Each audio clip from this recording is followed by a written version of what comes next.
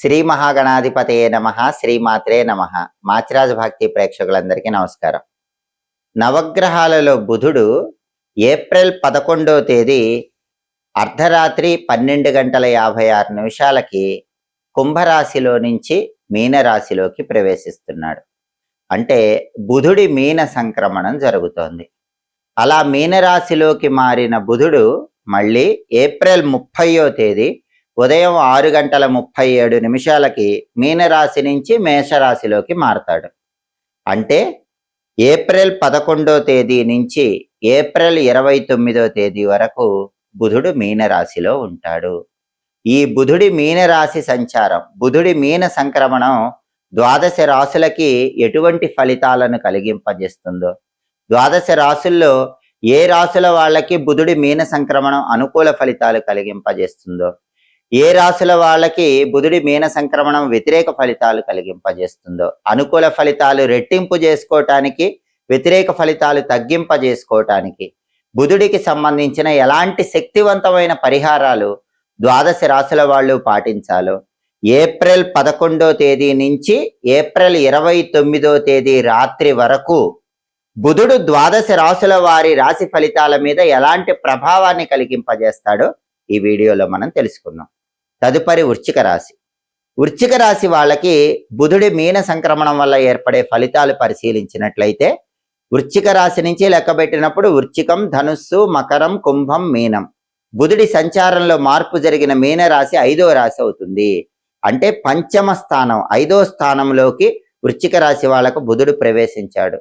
జ్యోతిష శాస్త్ర గోచార గ్రంథాల ప్రకారం జన్మరాశి నుంచి చూసుకున్నప్పుడు 5వ స్థానంలో, పంచమ స్థానంలో బుధుడు ఉన్నట్లయితే అటువంటి బుధుడు వ్యతిరేక ఫలితాలను కలిగింపజేస్తాడు. కాబట్టి ఏప్రిల్ 11వ తేదీ నుంచి ఏప్రిల్ 29వ తేదీ రాత్రి వరకు కూడా వృశ్చిక రాశి వాళ్ళకి 5వ స్థానంలో ఉన్న బుధుడు వ్యతిరేక ఫలితాలనే ఇస్తాడు.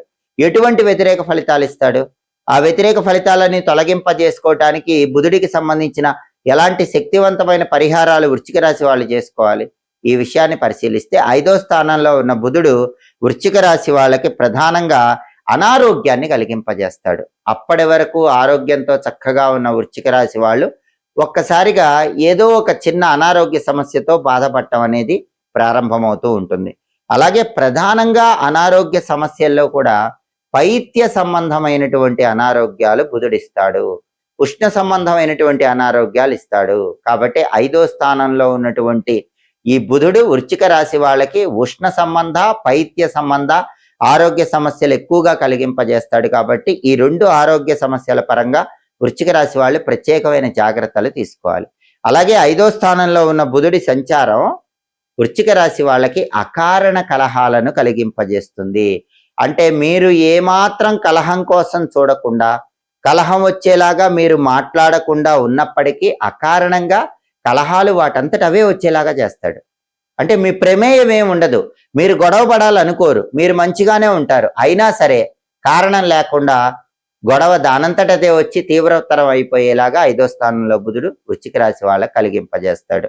అలాగే మానసికంగా ఎక్కువ ఆందోళన కూడా కలిగింపజేస్తాడు. చిన్న విషయాలకే వృశ్చిక రాశి వాళ్ళు ఊరికే బాధపడిపోవటం, ఆందోళన పడటం, టెన్షన్ పడటం ఇవన్నీ కూడా చేయటం ప్రారంభమవుతూ ఉంటుంది. అంతేకాకుండా నీరసాన్ని కలిగింపజేస్తాడు. ఓర్పుగా సమాధానం చెప్పే శక్తిని తగ్గింపజేస్తాడు. అంటే వృశ్చిక రాశి వాళ్ళ క్రమక్రమంగా ఓర్పు, సహనం నశించిపోతూ ఉంటాయి, నీరసం పెరిగిపోతూ ఉంటుంది, ఏ పని చేయటానికి కూడా ఆసక్తి లేకుండా బద్ధకం అనేది పెరిగిపోతూ ఉంటుంది. ఇవన్నీ కూడా 5వ స్థానంలో ఉన్నటువంటి బుధుడు వృశ్చిక రాశి వాళ్ళకి కలిగింపజేస్తాడు. కారణం లేకుండా వచ్చేటటువంటి ఈ నీరసము, ఓర్పు తగ్గటము, ఓర్పుగా సమాధానం చెప్పలేకపోవటము, ఏ పని చేయటానికి ఆసక్తి లేకపోవటం, ప్రతిదానికి బద్ధకించటం, కారణం లేకుండా వేరే వాళ్ళతో గొడవలు అవటం, ఇవన్నీ కూడా వృశ్చిక రాశి వాళ్ళకి పంచమ స్థానములో 5వ స్థానంలో ఉన్న బుధుడు ఏప్రిల్ 11వ తేదీ నుంచి ఏప్రిల్ 29వ తేదీ అర్ధరాత్రి వరకు కలిగింపజేస్తాడు. కాబట్టి బుధుడిచ్చే ఈ వ్యతిరేక ఫలితాలన్నీ తొలగింపజేసుకోవాలంటే వృశ్చిక రాశిలో జన్మించిన వాళ్ళు బుధుడికి సంబంధించిన శక్తివంతమైన పరిహారాలు చేసుకోవాలి. అవి చేసుకుంటే ఈ వ్యతిరేక ఫలితాల నుంచి సులభంగా బయటపడవచ్చు. బుధుడి మీన సంక్రమణం వల్ల వ్యతిరేక ఫలితాలు వచ్చే రాసుల వాళ్ళు వ్యతిరేక ఫలితాలు తగ్గింపజేసుకోవాలన్నా, అనుకూల ఫలితాలు వచ్చే రాసుల వాళ్ళు అనుకూల ఫలితాలు రెట్టింపు చేసుకోవాలన్నా బుధుడికి సంబంధించిన శక్తివంతమైన పరిహారాలు చేసుకోవాలి. ఆ పరిహారాలు ఎప్పుడు చేసుకోవాలంటే బుధుడు మీనరాశిలో ఉన్నంత కాలం బుధవారాలు చేసుకోవాలి. అంటే ఏప్రిల్ 11వ తేదీ నుంచి ఏప్రిల్ 29వ తేదీ అర్ధరాత్రి వరకు ఈ మధ్యలో వచ్చే బుధవారాలు బుధుడికి సంబంధించిన శక్తివంతమైన పరిహారాలు ద్వాదశ రాశుల వాళ్ళు చేసుకోవాలి. అప్పుడు అనుకూల ఫలితాలు రెట్టింపు అవుతాయి, వ్యతిరేక ఫలితాలు పూర్తిగా తగ్గిపోతాయి. బుధుడికి సంబంధించిన శక్తివంతమైన పరిహారాల్లో మొట్టమొదటి పరిహారం స్నానం. అంటే ఈ సమయంలో వచ్చే బుధవారాలు మీరు స్నానం చేసే నీళ్లలో కొన్ని గరిక పూసలు కలుపుకొని ఆ నీళ్లతో స్నానం చెయ్యండి. అలా చేస్తే బుధుడి బలం పెరుగుతుంది.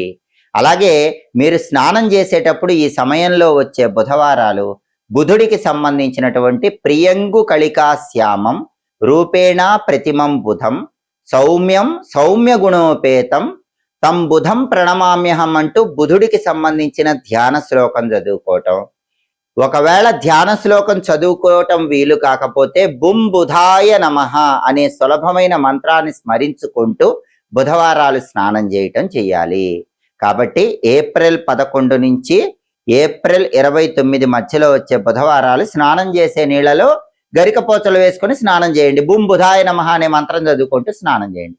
స్నానం చేసిన తర్వాత బుధుడికి ప్రియమైన దిక్కు ఉత్తర దిక్కు కాబట్టి మీ గృహంలో హాల్లో ఉత్తర దిక్కులో ఒక పీట ఏర్పాటు చేసి ఆ పీటకు పసుపు రాసి కుంకుమ బొట్లు పెట్టి ఆ పీట మీద బియ్య పిండితో ముగ్గు వేసి ఒక మట్టి ప్రమిదలో ఇంకొక మట్టి ప్రమిద ఉంచి ఆవు నెయ్యి పోసి 5 ఒత్తులు కలిపి ఒక ఒత్తిగా చేసి ఆ ఒత్తి ఉత్తర దిక్కు వైపు వెలిగేలా దీపం పెట్టండి. దీన్ని బుధ దీపం అనే పేరుతో పిలుస్తారు. బుధుడికి ఇష్టమైన అంకె 5. బుధుడికి ఇష్టమైన దిక్కు ఉత్తర దిక్కు. అందుకే బుధుడు యోగించాలన్నా బుధుడిచ్చే వ్యతిరేక ఫలితాలు తగ్గాలన్నా బుధ దీపాన్ని బుధవారాలు ఈ సమయంలో వెలిగించాలి. అందుకే బుధుడికి ఇష్టమైన ఉత్తర దిక్కులో తెల్ల ఒత్తులు 5 కలిపి ఒక ఒత్తిగా చేసి ఆ ఒత్తి ఉత్తరం వైపు వెలిగేలాగా దీపాన్ని వెలిగించండి. హాల్లో ఈ బుధ దీపం అనేది కనీసం బుధవారాలు గంట సేపు వెలిగేలాగా చూడండి. అలాగే వీలైతే బుధవారం రోజు పగలు ఉపవాసం ఉండి రాత్రికి పెసరపప్పుతో చేసినటువంటి పదార్థాలు ఆహారంగా స్వీకరించండి. పెసరపప్పుతో చేసినటువంటి ఏ పదార్థం అయినా సరే, బియ్యము పెసరపప్పు కలిపి పొంగల్ తయారు చేస్తారు, అలాంటివైనా సరే ఏదైనా పెసరపప్పుతో చేసిన పదార్థాలు బుధవారం రాత్రిపూట ఆహారంలో స్వీకరించండి. పగలు ఉపవాసం ఉండండి. దానివల్ల కూడా బుధుడు విశేషంగా యోగిస్తాడు.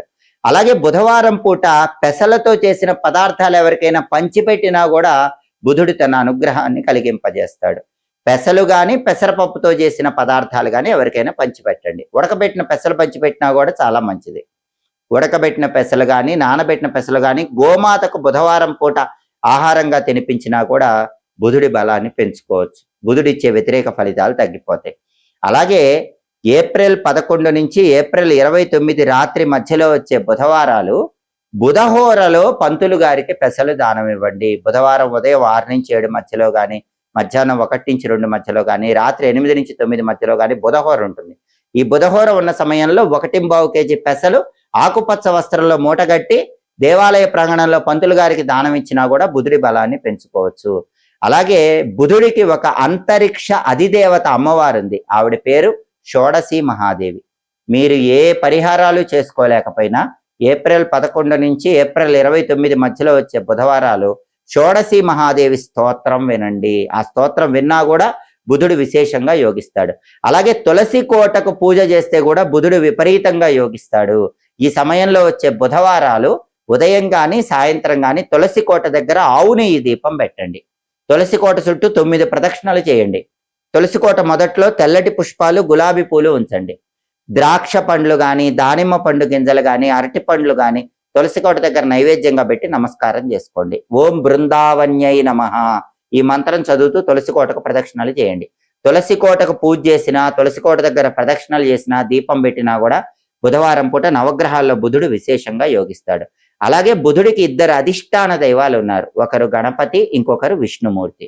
కాబట్టి బుధవారం పూట గణపతి ఆలయానికి వెళ్ళండి. దర్శనం చేసుకుని ఆలయంలో 5 ప్రదక్షిణలు చేయండి. ఒకవేళ దేవాలయానికి వెళ్ళలేకపోతే ఇంట్లో అయినా సరే బుధవారం గణపతిని గరిక ఎర్ర పుష్పాలతో పూజించటం, గణపతి దగ్గర కొబ్బరి నూనె దీపం 5 ఒత్తులేసి వెలిగించటం, దాంతో పాటుగా గం గణపతే నమః అనే మంత్రం చదువుకోవటం, ఇవన్నీ చేస్తే కూడా నవగ్రహాల్లో బుధుడు అనుకూలిస్తాడు. బుధవారం సంకటనాశక గణేష స్తోత్రాన్ని చదివినా విన్నా కూడా బుధుడు విశేషంగా యోగిస్తాడు. అలాగే బుధుడికి విష్ణుమూర్తి కూడా అధిష్టాన దైవం కాబట్టి బుధవారం పూట విష్ణు సహస్రనామం విన్నా కూడా బ్రహ్మాండంగా బుధుడు యోగిస్తాడు. అలాగే ఓం నమో భగవతే వాసుదేవాయ మంత్రాన్ని బుధవారం వీలైనన్ని సార్లు చదివినా, విష్ణు సంబంధమైన ఆలయానికి వెళ్లి ధ్వజస్తంభం దగ్గర దీపం పెట్టినా కూడా బుధుడికి అధిష్టాన దైవం విష్ణుమూర్తి కాబట్టి బుధుడు విశేషంగా యోగిస్తాడు. కాబట్టి నవగ్రహాలలో బుధుడు మీనరాశిలోకి ప్రవేశించటం వల్ల ఏప్రిల్ 11వ తేదీ నుంచి ఏప్రిల్ 29వ తేదీ మధ్యలో వచ్చే బుధవారాలు, ఈ పరిహారాల్లో ఏ పరిహారాలు చేసుకున్నా సరే బుధుడు తన అనుగ్రహాన్ని కలిగింపజేస్తాడు. ద్వాదశ రాశుల వాళ్ళు ఏ రాశులైతే బుధుడు వ్యతిరేక ఫలితాలు ఇస్తున్నాడో ఆ వ్యతిరేక ఫలితాలు తగ్గింపజేసుకోవచ్చు, ఏ రాశులైతే బుధుడు అనుకూల ఫలితాలు ఇస్తున్నాడో ఆ అనుకూల ఫలితాలు రెట్టింపు చేసుకోవచ్చు, బుధుడి సంపూర్ణమైన అనుగ్రహానికి సులభంగా పాత్రలు కావచ్చు. ఎప్పటికప్పుడు జ్యోతిష శాస్త్ర పరంగా ఖగోళంలో గ్రహాల సంచారంలో వచ్చే మార్పుల గురించి తెలుసుకోవాలనుకుంటున్నారా? ఆ మార్పులు మీ రాశికి ఎటువంటి ఫలితాలను కలిగింపజేస్తాయో, అనుకూల ఫలితాలు ఇస్తాయో ప్రతికూల ఫలితాలు ఇస్తాయో తెలుసుకోవాలనుకుంటున్నారా? అనుకూల ఫలితాలు రెట్టింపు అవటానికి, ప్రతికూల ఫలితాలు తగ్గింపజేసుకోవటానికి ఎలాంటి పరిహారాలు చేసుకోవాలో తెలుసుకోవాలనుకుంటున్నారా? అయితే మా మాచిరాజ్ భక్తి ఛానల్ తప్పకుండా చూడండి. మా వీడియోస్ మీకు నచ్చినట్లయితే మా ఛానల్ లైక్ చేయండి, కామెంట్ చేయండి. మా ఛానల్ వీడియోస్ 10 మంది మిత్రులకు షేర్ చేయండి. మా ఛానల్ సబ్స్క్రైబ్ చేసుకోండి. పక్కన ఉన్న బెల్ సింబల్ నొక్కటం మాత్రం మర్చిపోకండి. సర్వే జనాః సుఖినో భవంతు. స్వస్తి.